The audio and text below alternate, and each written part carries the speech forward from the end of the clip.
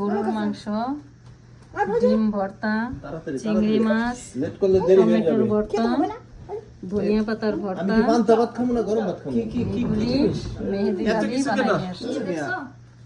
ইলিশ মাছ,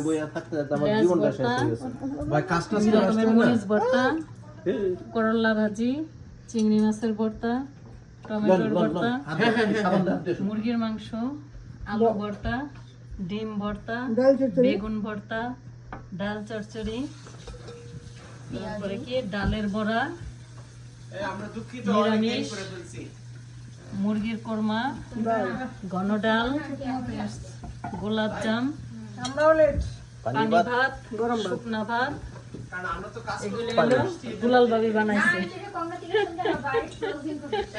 সবাই অনেক ক্ষুধার্ত, বেলা অনেক হয়ে গেছে, সবাই খাওয়ার জন্য ছটফট করতেছে, তাই খাইতে বসে যাইতেছে।